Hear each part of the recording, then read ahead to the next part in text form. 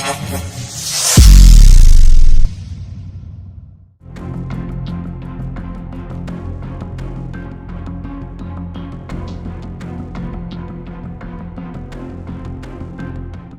के इस दूसरी लहर के संकट ने मुंबई की लाइफलाइन में शामिल टैक्सी चालकों की भी कमर तोड़ कर रख दी है। धंधा ना के बराबर है और ऐसे में उन्हें घर चलाना मुश्किल हो रहा है। अब टैक्सी चालकों के टैक्सीमैन यूनियन ने महाराष्ट्र के मुख्यमंत्री से मांग की है कि उन्हें भी दिल्ली की तर्ज पर प्रति माह 5,000 रुपए दिए जाए। दिल्ली में जिस तरह से टैक्सी चालकों को प्रतिमाह कोरोना के संकट काल में आर्थिक सहायता दी जा रही है, उसी तरह मुंबई के टैक्सी चालकों को भी प्रति माह 5,000 रुपए ठाकरे सरकार मदद करे। ये मांग मुंबई के टैक्सीमैन यूनियन ने महाराष्ट्र के मुख्यमंत्री को एक पत्र लिखकर की है। यूनियन के मुताबिक पिछले साल के अनुभव को ध्यान में रखते हुए इस साल भी टैक्सी चालकों का बुरा हाल है। यूनियन का आरोप है कि सरकार एक और मुंबई के ऑटो चालकों को 1,500 रुपए प्रति माह देने की घोषणा कर चुकी है, लेकिन टैक्सी चालकों पर इस तरह से क्यों अन्याय कर रही है, ये समझ के बाहर है। सीधे कहें तो टैक्सी यूनियन महाराष्ट्र सरकार पर भेदभाव करने का आरोप मढ़ती नजर आ रही है। नमस्कार, मैं कॉडरोस general secretary Mumbai taxi association से बोल रहा हूँ। आज हमारे टैक्सी चालकों के बारे में बोलना चाहता हूँ। मुंबई में 80% टैक्सी चालक आज अपना अपना गांव में गए, कारण ये लॉकडाउन की वजह से। तो गए साल का जो लॉकडाउन में उनको बहुत बुरा असर, उनका एक्सपीरियंस बहुत ख़राब था कि अचानक ट्रेन वगैरह बंद हो गए और उनको ट्रक से वगैरह जाना पड़ा। इसका वजह से ये तब पहले ही जब जो लॉकडाउन का खबर सुनते ही सब गाँव गए। और ये टैक्सी चालक ज़्यादा करके मुंबई में झोपड़पट्टी में रहते हैं। एक झोपड़ा में 8-10 आदमी साथ में रहते हैं और उसका जो खाना है, वो जो खाना जो है फुटपाथ के ऊपर जो खाना खिलाते हैं वो खाना वो लोग खाते हैं। ज़्यादा करके आपको वर्ली नाका से महालक्ष्मी स्टेशन तक फुटपाथ में सब ये जो खाना बनाने वाले मिलेंगे और वो खाना वो लोग खाते हैं। और अभी लॉकडाउन से खाना पीना बंद हो गया, होटल बंद हो गया और इसकी वजह से दूसरा कोई रास्ता नहीं उनका पास, तो ये लोग अपने अपने गांव में चले गए। और ये सरकार का तरफ से कोई उनका मदद नहीं मिला। रिक्शा चालकों को वो 1,500 रुपया देने का घोषणा किया है। फिर टैक्सी चालक जो है, जो उनको इतना न्याय किया सरकार ने कि एक नया पैसा नहीं है, कारण पता नहीं। तो आज टैक्सी चालकों को बड़ा अन्याय हो गया। इसके ऊपर मैंने यूनियन की तरफ से मुख्यमंत्री जी को हमने लेटर लिखा है और लेटर लिख के उनको निवेदन किया कि कम से कम 5,000 रुपया उनको महीने का देना चाहिए, क्योंकि दिल्ली में दिया है और दिल्ली में दिया तो फिर मुंबई में क्यों, तो 5,000 रुपया देना चाहिए, ये भी मांग हम लोगों ने की है। वहीं कोरोना काल में लगे प्रतिबंध के कारण मुंबई की लाइफलाइन में शामिल टैक्सी चालकों का बुरा हाल कर दिया है। हालात इस कदर हो गए हैं कि अब घर का खर्चा भी निकालना मुश्किल है। वहीं टैक्सी में बैठने वाले ग्राहकों पर लगे नियम के कारण भी ये बहुत परेशान है। सरकार से ये भी कहते दिख रहे हैं कि पब्लिक ना होने के कारण उनका धंधा पूरी तरह से ठप पड़ गया है। सुबह 6:30 बजे घर से निकला, अभी तक बस खड़ा ही हूँ और कोई भाड़ा नहीं, कुछ नहीं। और दूसरे की गाड़ी चला रहा हूँ सीप पे। हाँ, और सामने वाले को तो मेरे को तो सीप देना ही है और धंधा ही नहीं है तो सीप कहाँ से दूँ, प्लस मेरा घर कहाँ से चलाऊँ। बहुत प्रॉब्लम तो इतनी हो गई है कि पूछो मत।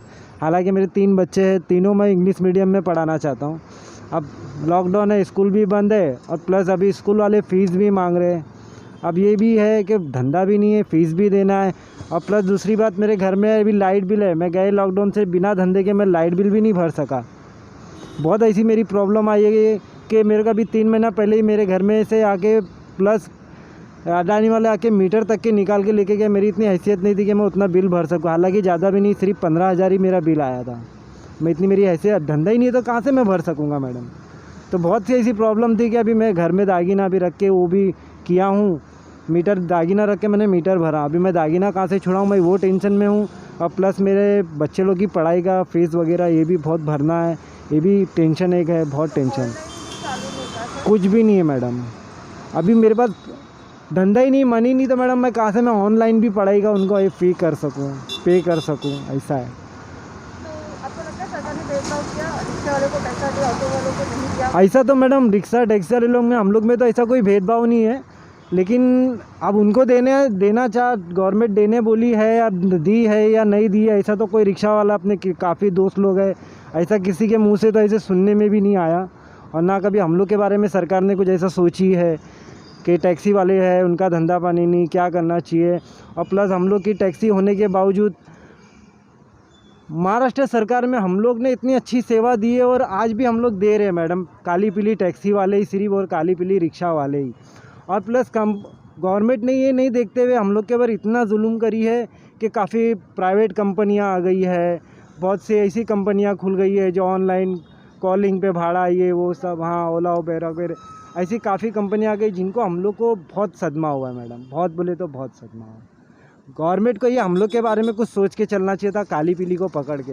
हाँ, लेकिन गवर्नमेंट ने क्या करी, काली पीली को पकड़ी लेकिन आधे में ही छोड़ दी, पूरी तरह उनके ऊपर नहीं वो करी, वो आधे में ही छोड़ दी, क्योंकि उनको मालूम है कि एक खाएंगे पिएंगे मरेंगे, नहीं हुआ नहीं कमाएंगे अपने गांव भाग जाएंगे, वो तो अलग बात है। लेकिन मैडम जो प्रॉपर महाराष्ट्र का रहने वाला वो क्या करेगा, बात ये आती है। अब गवर्नमेंट हमको महाराष्ट्र में जो रहने वाले खास कर और जो बाहर से आते इधर अपना पेट पालने के लिए, उनके लिए कुछ गंभीरता से सोचना चाहिए उनको, सरकार को, कि ये गरीब लोग हैं ये कहाँ जाएंगे, जिनके बैंक बैलेंस अच्छे हो तो अपना चल रहा है, जब तक चल रहा है। लेकिन छोटा आदमी मैडम ये लॉकडाउन में, इसके पहले के लॉकडाउन में तो चलो सरकार ने थोड़ा बहुत राशन दी, 3 का पैसेंजर देना चाहिए था, हम लोग को सिर्फ 2 ही दिया था, हम लोग को धंधा पसंद ही है।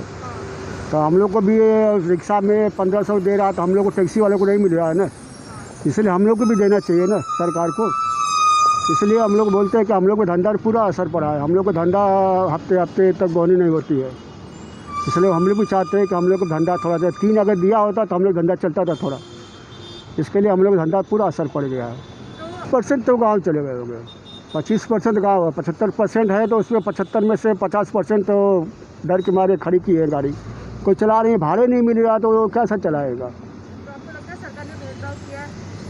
तो सरकार में क्या कि अभी जब से रिक्शा में 2 किया है, टैक्सी में 3 तो करना चाहिए ना, तो हम लोग को 2 किया तो जो इसको भाड़े है तो सब रिक्शे में चले जा रहे हैं ना, तो हम लोग को असर तो पड़ ही गया ना धंधे का।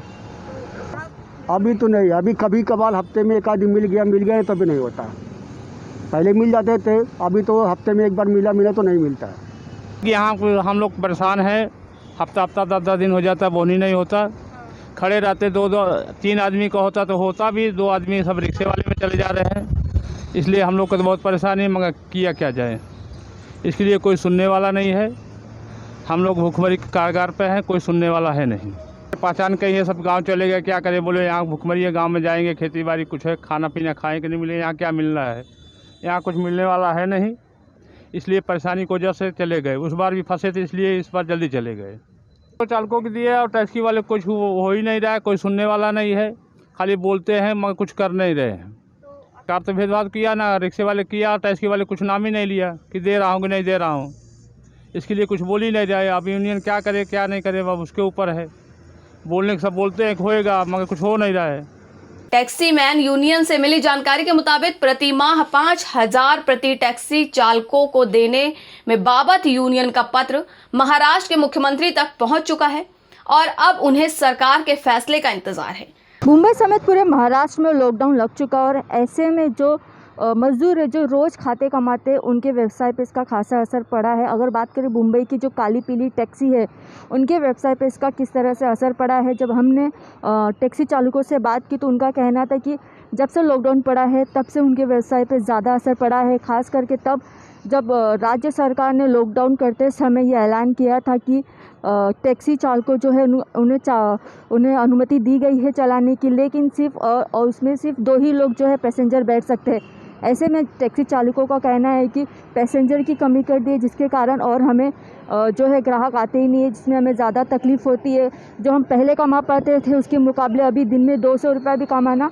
मुश्किल हो जा रहा है। तो ऐसे में जो घर परिवार है वो चलाने में काफ़ी तकलीफ़ें हो रही है। कुछ टैक्सी चालकों का कहना है कि पिछले साल का जो लॉकडाउन था उसका असर ख़त्म भी नहीं हुआ था कि दूसरा लॉकडाउन जो है उनके ऊपर आ बीता है।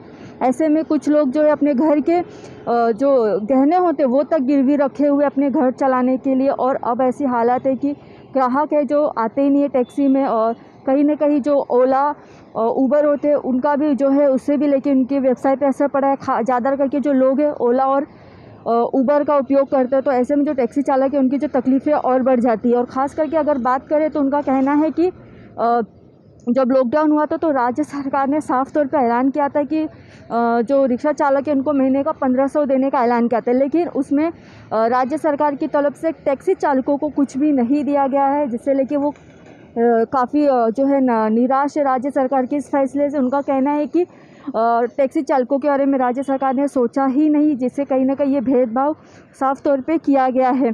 अगर बात करें मुंबई में टैक्सी चालकों की तो कम से कम 80% ऐसे लोग हैं जो यूपी और बिहार से आते हैं रिक्शा टैक्सी चलाने के लिए। ऐसे में जब लॉकडाउन हुआ तो ज़्यादा से ज़्यादा जो टैक्सी चालक है वो अपने गांव की ओर निकल गए हैं, और उनका कहना है कि जब तक जून या अगस्त से पहले वो मुंबई नहीं आएंगे। तो ऐसे में जो है टैक्सी चालकों की तकलीफ़ें साफ तौर पे देखी जा सकती है कि लॉकडाउन का उनके व्यवसाय पे कितना असर हुआ है, और राज्य सरकार ने भी उनकी तरफ ध्यान नहीं दिया है।